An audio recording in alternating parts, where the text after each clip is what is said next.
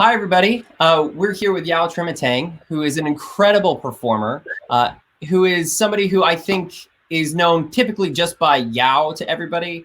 His most recent YouTube video, I believe, has 3 million likes, which is really impressive. The most likes I have right now is from the starting video today. So that's not really that impressive. But Yaw is incredible, an all-around wonderful performer who actually was the National Coach of the Year last year based on voting at the National Speech Championship. So before we get into talking to Yaw, though, I once again want to say a huge thank you to the 180 Group based out of Minneapolis, an event production company that I work for that can be benefit so much by your support by just going to Facebook or Instagram or any place you want to go like that and just liking everything that they have. It's a hard time for events all around the world. Yaw can speak to that a little bit too. Anything you can do to support performers or the people who are supporting performers, all of that work is a great deal of help. All right, so with that, Yaw, I have a number of questions for you. So thank you again for being here. My first one is, how did you get into the whole poetry side of things? Where did you go? How did you just like fall into like doing poetry basically full time? So I started where I live in Los Angeles. We do have like the largest open mic in the nation. So I saw some of them do competitions and I asked about it. So it is basically competitions, right? Like I started with competitions, doing local competitions, and then I believe there was a World Poetry Slam that came in San Diego, and I was like an hour and 30 minutes away. So I said, I'm just gonna go try it out, and I did. And so it open mics in your areas.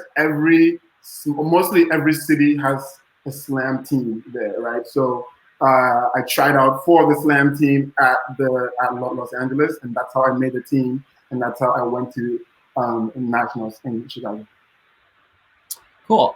So for all those people out there, especially all these college seniors or juniors or who cares, they are loving poetry right now, but have never thought maybe this is something I could do professionally. How do they get from point A to point B? How do they get into doing this to where people are actually paying them to do this sort of performance? It's, just like anything else, it's sadly who you know. It's very sad, but it's who you know. And again, it's going to these competitions, right? So YouTube with Button Poetry or Brave New Voices, all of those videos come from competitions. And all of those videos are final round videos. They're all finalists, right? So the top 14 out of about 100 and something, they showcase only the top 14, right? If you've done speech, you're good. If you've done speech, you know how to perform. That's the biggest thing, right? Is knowing how to catch an audience, knowing how to engage an audience from point one to the last point, right? So it is performing, going to competitions, and getting on final stage. Once somebody sees a video of yours on YouTube, they easily contact you. Most of the gigs I've done is from people to different organizations, to small organizations, So I would really suggest, again, starting from your local open mic, find out where the nearest slam team is at in your area, and then get into it. That's awesome. Thank you. So for those people who are going to get into that sort of stuff, or anybody else who's just curious, what's the biggest difference for you between one of those types of competitions and what they're doing right now? So the biggest difference for me would be the fact that in speech, you do a lot of, especially for interp, you do a lot of performing other people's pieces. In spoken word poetry, you write your own. That is the main thing. And so if you mess up, if you say something foul, it's on you. It's on you, and that's it, right? There's a lot of competitions. There's team competitions, but there is also individual competition where you don't have a coach, you just enter by yourself, and it's just you. So when you mess up, no one is gonna go call your coach. You can't go call anybody. It's on you, right? So that's the biggest thing, is that the responsibility, it falls mostly on the performer, right? In speech and debate, you can easily run to your coach and be like, or I forgot this, or I did that. You don't really have that. As time goes on, you will find mentors. People will find you that would want to mentor you. So I have a mentor of my own, and if I mess up, I text her, I call her, I'm like, hey, this is what's going on. I don't know what to do. It's fine, yeah. I'll just go and do your thing. Like it's like a mother, father figure, somebody in poetry who's been doing it for so many years. But that's mainly the biggest thing, is that you're your own responsibility.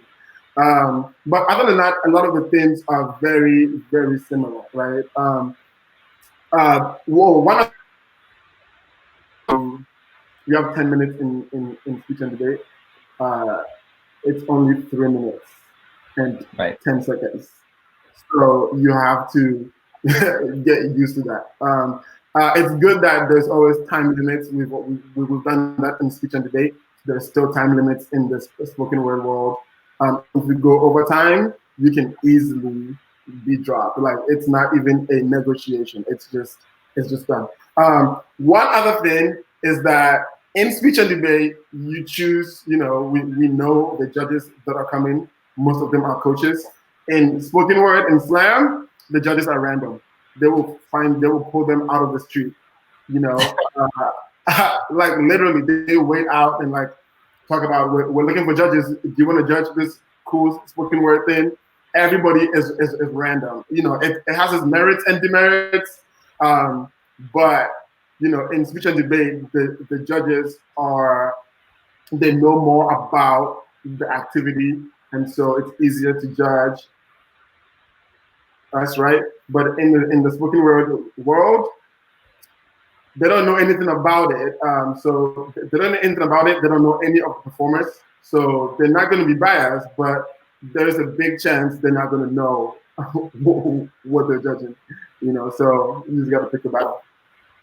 So I know you've accomplished some big things, not just in that arena, not just as a poet, but you've done so many incredible things in so many different areas. You're a dancer. You do some modeling and stuff on the side. I love telling people that. They're like, what? And then I just want to ask, how did you get there? What do you think from speech it is that you took that helped you to get where you are today? So, okay, it's everything. It's everything in speech. I did coaching too, and so there's something about coaching students and seeing what students are doing that gives you the drive. My students give me all of the drive. Honestly, when I quit coaching, it was hard for me to quit, mostly because of my students, because I was like, I'm gonna break their hearts. I'm gonna break their hearts. And they looked at me and they're like, "Come on, yeah, finally," So that was really, really, really nice to hear. But it's mainly my students have given me the drive, to do what I love to do. They always text me still and call me, and they say, "Congrats, coach! I saw this video. I saw this and that." So the students definitely give me the drive. But it's also the work ethic, right? Doing 6 events, 6 10-minute speeches, right? Most of these poets are like, what? Like, I'm supposed to write another piece in like this amount of time, da da da da da. And it's like, I've had all of that experience, right? I've had the experience doing it, but I've also had the experience coaching, 12 to 15 people, right? Everybody has at least 3 events. So you basically have what? I don't do math, but like 50, 60 plus events. That's just, something that you have to take over and oversee, So all of that has definitely given me the drive to keep going. All right. On that, why don't you give something back in the same way? Can you give the students a last message to give them that drive to keep going? So I know this year is weird. 2020, is very, very strange. But especially to the seniors, I don't want you to lose hope or anything, right? If you wanted to get your last senior year I know how that is. I didn't even do my because of God knows what. That's just another, conversation, right? And so I know how y'all feel. Don't feel bad. Do not feel bad. Just know that you've done the work. We appreciate all the work that you've done. Most of the work is outside of speech. Like, I'm gonna tell you that right now. Most of the work is outside of speech. Most of the things you've done are gonna pay off right outside of speech. It doesn't matter if you didn't have your senior year. You still have the experience, and that's all that matters. So hang tight, stay safe, stay home, be good. All right. Thank you, Yaw. Of course. Bye. Bye bye.